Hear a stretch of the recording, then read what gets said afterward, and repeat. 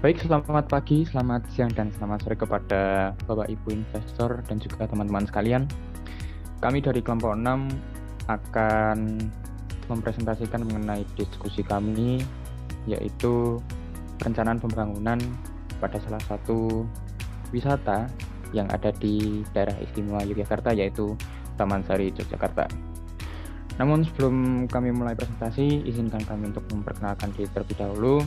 Saya Mikal Wahyu Christian dengan NPM 210711254 dan dua rekan saya Ignatius Axel Cokro Diharjo dengan NPM 210711214 dan juga Muhammad Ibran Yukri Fardiansyah dengan NPM 210711230. Oke, langsung saja. Yang pertama ke sejarah Taman Sari. Taman Sari Yogyakarta dibangun pada masa pemerintahan Sultan Hamengkubuwono I, yaitu pada tahun 1758 Masehi. Taman ini dibangun di atas puing-puing pesanggrahan Gerjitowati atau bekas keraton lama. Secara harfiah, Taman Sari ini memiliki arti yaitu taman yang indah. Taman Sari juga memiliki julukan sebagai Water Castle dan The Fragrant Garden. Pembangunan Taman Sari Jogja dimulai setelah proses penandatanganan Perjanjian Giyanti pada tahun 1755, di mana sebelumnya telah terjadi perpecahan di dalam keraton sendiri yang mengakibatkan terbelahnya Mataram menjadi dua bagian, yaitu Kesultanan Surakarta dan Kesultanan Yogyakarta. Arsitek bangunan Taman Sari Yogyakarta dipimpin oleh seorang berkebangsaan Portugis yang dikenal sebagai Demang Tegis.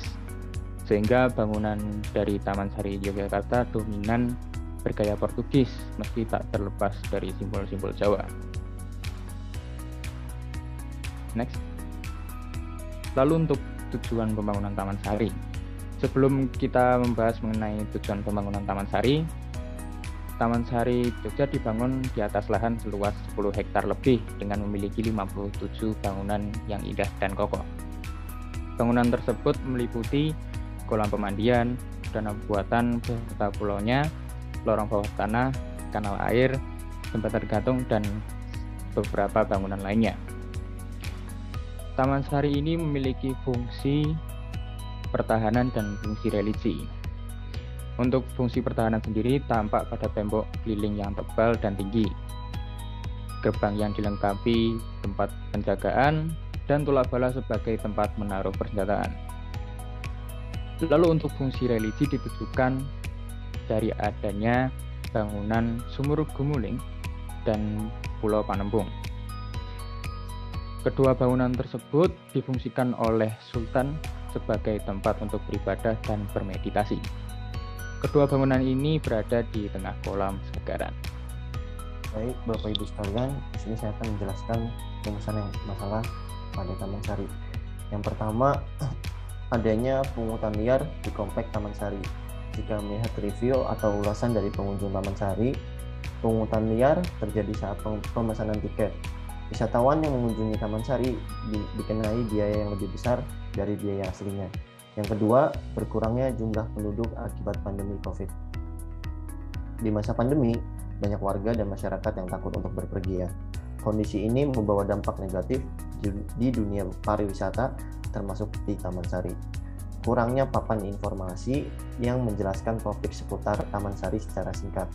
Terdapat beberapa papan yang ada pada Taman Sari, tetapi papan tersebut kurang terawat dan membuat wisatawan sulit memahami informasi seputar Taman Sari tersebut. Okay, next. Berikut merupakan foto lokasi yang berada di Taman Sari. Nah, yang pertama yaitu Umbul Binangun. Umbul Binangun merupakan tempat mandinya para selir atau bidadari. Yang kedua, Sumur Gumuling. Sumur Gumuling berfungsi sebagai masjid dan hanya bisa dicapai melalui terowongan bawah air atau yang disebut dengan urung-urung. Yang kedua, Gapura Agung. Gapura Agung ini sebagai tempat masuk para wisatawan untuk mengunjungi Taman Sari. Yang keempat, yaitu ada tempat mandinya para bidadari. Oke, next. Berikut adalah denah dari Taman Sari tersebut. Yang pertama yaitu ada Gapura Agung. Gapura Agung merupakan tempat masuk dari Taman Sari. Yang kedua, Umbul Binangun. Binangun merupakan tempat mandinya para selir. Yang ketiga, merupakan Gedong Sekawan atau yang berfungsi sebagai tempat istirahat Sultan. Yang keempat, merupakan Gapura Panggung yang berfungsi sebagai gerbang. Yang kelima, merupakan Gapura Kenari yang berfungsi sebagai pintu belakang Taman Sari. Yang keenam, merupakan Pongangan Peksi Berider yang berfungsi sebagai dermaga atau tempat sampan dari segaran berlabuh, terutama bagi para sultan dan kerabatnya. Selanjutnya yaitu Pongangan Timur. Dermaga ini digunakan khusus untuk abdi dalam yang bertugas di Taman Sari.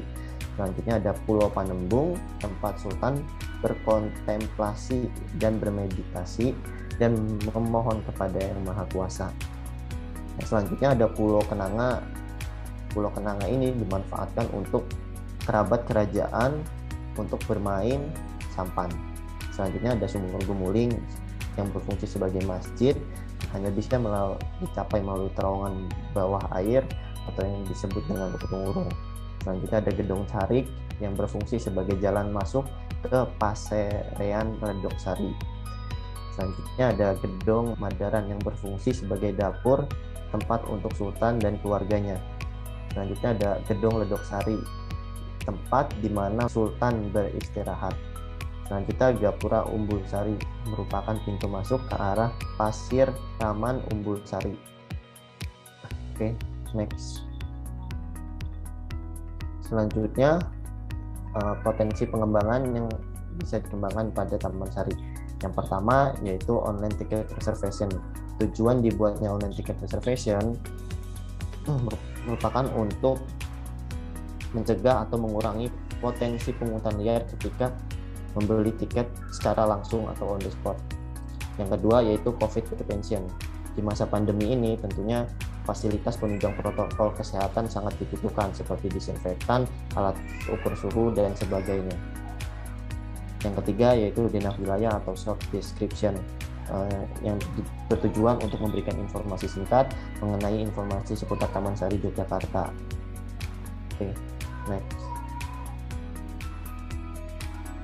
Untuk rencana pengembangan akan dilanjutkan oleh teman saya. Nah, Bapak, Ibu, dan teman-teman semua, seperti yang tadi telah dijelaskan, banyak review atau ulasan tentang Taman Sari yang menyampaikan bahwa mereka mengalami pengalaman yang kurang menyenangkan, yaitu bahwa mereka yang datang dikenai biaya lebih dari biaya yang seharusnya. Dari masalah yang disampaikan ini, kami menciptakan sebuah ide untuk membuat suatu situs. Dari situs tersebut, wisatawan dapat memesan tiket secara online dengan tarif yang telah ditetapkan. Dengan demikian, maka kita dapat mencegah terjadinya pungutan liar. Dan untuk alurnya, setelah wisatawan nanti memesan tiket, nantinya wisatawan dapat menukarkan kode pada tiket untuk secara langsung masuk ke Taman Sari dengan menukarkan kode melalui loket atau menukarkan tiketnya untuk melakukan virtual tour. Nah, virtual tour ini nantinya akan kami jelaskan pada poin-poin selanjutnya. Lalu untuk yang kedua, seperti yang kita tahu, di masa pandemi ini, kebutuhan prokes adalah kebutuhan utama. Oleh karena itu, kita akan membuat tempat pembagian alat pemenuh protokol kesehatan seperti masker, hand sanitizer, dan disinfektan pada entry point. Setelah itu, komplain selanjutnya adalah bahwa papan informasi yang ada di Taman Sari itu kurang terawat, sehingga sulit untuk dibaca. Oleh karena itu, untuk memudahkan akses informasi, kami akan memasukkan informasi-informasi mengenai berbagai wilayah pada kompleks Taman Sari ke dalam situs atau website yang kami buat. Nantinya, informasi-informasi ini dapat diakses melalui barcode yang telah dibagikan kepada pengunjung Taman Sari di loket penukaran tiket. Dan untuk rencana pengembangan yang terakhir, seperti yang tadi sudah sempat disinggung pada poin pertama, kita akan menciptakan sebuah virtual tour. Virtual tour ini nantinya dapat diakses pada situs atau website Taman Sari yang kami buat. Setelah wisatawan memasukkan kode tiket yang telah mereka pesan, wisatawan dapat melakukan virtual tour dan mengunjungi wilayah-wilayah yang ada pada Taman Sari. Nah, konsep virtual tour ini sendiri nantinya akan kami buat seperti virtual tour yang ada pada game Assassin's Creed Origins. Tetapi bedanya, kalau pada Assassin's Creed Origins ini yang dijadikan objek adalah wilayah Mesir pada tahun 30 sebelum Masehi, sehingga virtual tour dilakukan dengan memanfaatkan 3D model yang telah diciptakan untuk permainan tersebut. Sedangkan untuk Taman Sari, berhubung Taman Sari masih memiliki bentuk bangunan yang utuh, kami akan memanfaatkan ini untuk membuat virtual tour dengan fotorealism virtual tour. Lalu saat melakukan virtual tour ini, akan ada narator yang menjelaskan sejarah dan fungsi-fungsi bangunan di Kompleks Taman Sari, dan wisatawan juga dapat memilih bangunan apa yang ingin dijelaskan. Lalu berikut adalah contoh atau gambaran dari virtual tour yang akan dibuat.